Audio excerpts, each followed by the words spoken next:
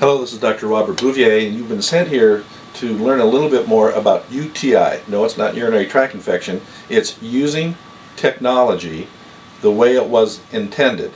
It's just an acronym to help people understand, in a colorful way, UTI, about how to use the technology that's out there in a productive way, not just because it's there we use it. You could be my staff. I want my staff to understand about this concept of UTI. There's been a lot of questions to me from other healthcare professionals, providers, and physicians. So you were sent here to learn a little bit more about what UTI is all about. So let's get right into it. What is it? It's videos, cell phones, YouTube, Facebook, Twitter, HealthBot, EMRs, Health Information Exchange, HIE. It's a whole lot of technology out there. It's CRMs. It's a lot of these words and phrases and acronyms that you've heard. It's all this technology, and how do you apply it to do one thing in medicine? That's improve compliance. Improve compliance in what? Improving people taking medications correctly, people following directions and orders directly that were shared with a patient in the patient-doctor discussion. So why is that a problem? Well, for one reason, if you take something like statin drugs, the national average for somebody getting the third refill of statin drug is only about 20%. That's just not acceptable. People that have bad emphysema, their refill rate on their long-term inhaler is only about 30%. It's just the medication compliance in general is just a huge problem in our healthcare system here today. And I'll even make a statement that if you improve compliance in some form or another, can handle every healthcare problem that we have today. Every healthcare problem that we have can be improved or eliminated by improving compliance in some form or another. Challenge me on that. So give me an example of that, right? So take the medications, for instance. We have a texting program that we can plug into our computers, and it's a reminder for the patient to take the little blue pill once it texts them at 8 o'clock in the morning and at 4 o'clock in the afternoon, or the red pill or the pink pill or the white pill. It's a texting program, and most of us have cell phones now that are smartphones, and it can receive text. My mother at 82 years old doesn't have a clue how to text, but when she can receive a text, and she does so a lot from her grandchildren, myself, but she doesn't know how to give a text, but she can receive it.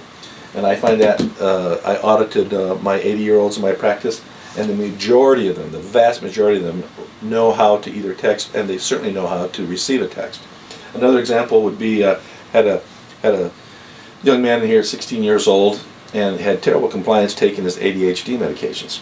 He just kind of forgot. It was just, well, okay, ADHD, he forgot. So I took his video, or I took his cell phone, he put it on video, and I instructed him on the medications he was supposed to take, when he was supposed to take them, and how he did it. And then we also made a contract together. His parents were sitting right here. Made a contract together during this video that he would follow through. And I said, you're a guy, you're a man like integrity, and he's, to this day, is taking his medications correctly because we put a video on, a 30-second video on his cell phone. Now, we sent that video to the parents too, because I knew from the past that this video would probably be erased from his cell phone. Another example would be, we had a 97-year-old guy, fell down, got a subdural hematoma on his head. He's got over 125 downstream children, grandchildren, and great-grandchildren. 125 of them.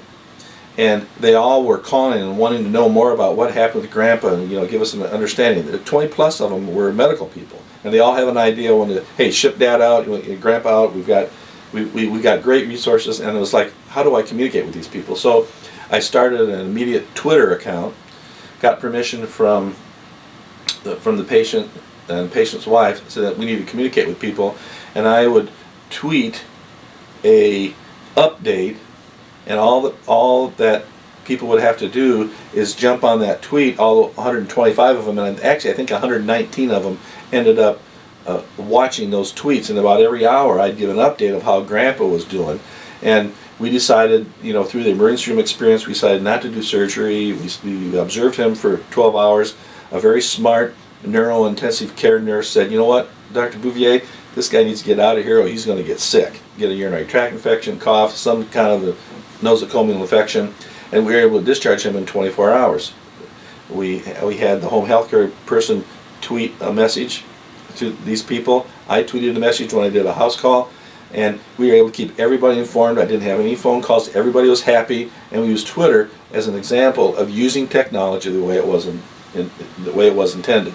So that just gives you some examples. Other examples would be YouTube, Dropbox, Facebook, Health Vault, EMRs, HIEs. All these things that we used can be used in using technology the way it was intended. So in conclusion here, don't be afraid of technology. Embrace it, but use it in a form that actually makes you productive. It helps compliance in some form or another, and you'll do well. If you have any types of technology that you think could be utilized in the healthcare field, by all means send it to me. Email robert@robertbouvier.com or text me 810-610-7972, 810-610-7972, or give us a call at the office, 694-7412, 810-694-7412. Again, this is Dr. Robert Bouvier talking about using technology the way it was intended. UTI, not urinary tract infection, but using technology the way it was intended. Again, this is Dr. Bouvier with Dr. New. Have a great day.